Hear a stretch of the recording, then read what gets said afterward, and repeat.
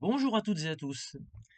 Si vous saviez le nombre de fois où j'ai entendu cette remarque de la part d'un utilisateur d'un service de légalisation, non mais franchement, pourquoi je dois passer par ici pour faire reconnaître mes documents? Et pourquoi c'est aussi compliqué? Non mais je vous jure, ces administrations françaises. Bon, on va pas se mentir, je l'ai déjà dit, mais c'est vrai que ce système n'est pas le plus intuitif du monde. Par contre, quand on se penche un peu dessus, on se rend compte qu'il faut l'analyser depuis la fin du processus vers le début. Et là, on comprend un peu mieux. En essayant de résumer le plus possible le pourquoi du comment, on va un peu simplifier, dites-vous que chaque pays destinataire des documents doit absolument être sûr que ces documents sont valables. Pour cela, il a besoin de l'aval à la fois des autorités du pays qui a émis le document et parfois même du consulat qui le représente dans ce même pays. Alors, tout ceci se résume à ce qu'on appelle une vérification d'autorité. Dans un schéma classique A, B, C, l'entité C va vérifier que l'entité B est bien enregistrée chez eux. Pour les consulats, ceci se fait par transmission de notes verbales. Maintenant, vous pouvez flamber au Trivial Poursuite si vous le souhaitez. Et l'entité B aura au préalable vérifié la légitimité de l'entité A.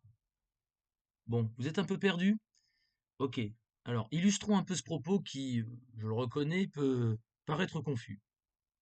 On vous demande par exemple de faire légaliser votre diplôme universitaire pour la Chine. Bon, c'est un exemple assez courant. En effet, les autorités chinoises vont vous demander de prouver votre compétence sur l'emploi que vous allez occuper. Vous n'avez pas écouté ce podcast et vous vous présentez au consulat de Chine avec une belle photocopie de votre diplôme. Ce que vous aura indiqué votre futur employeur en Chine, c'est en effet la formalité qui l'intéresse le plus. Au consulat, on va vous dire qu'on ne peut pas certifier votre copie de diplôme.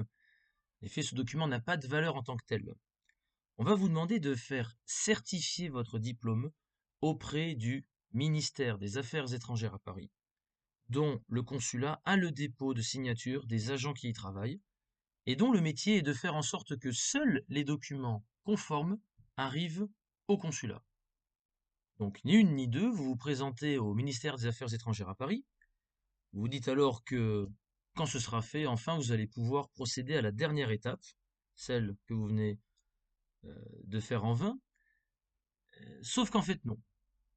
En effet, un agent au ministère des Affaires étrangères vous dit que cette photocopie ne représente rien de légal et qu'il faut qu'une mairie procède à une copie conforme de ce même diplôme. Non mais mince alors, mais qu'est-ce que c'est que ce charabia et pourquoi on me demande ça? Voici un propos poli de quelqu'un qui entend ceci pour la première fois.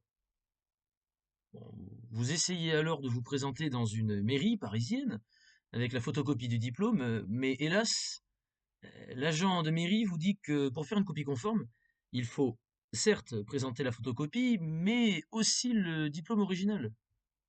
Et oui, c'est difficile de dire qu'une copie de diplôme est conforme sans voir la version originale de ce même diplôme. Mais alors, tout ceci pourquoi? Eh bien, tout simplement, les autorités ne peuvent pas certifier comme cela. Il y a ce qu'on appelle la responsabilité. Et chaque agent qui certifie engage sa propre responsabilité.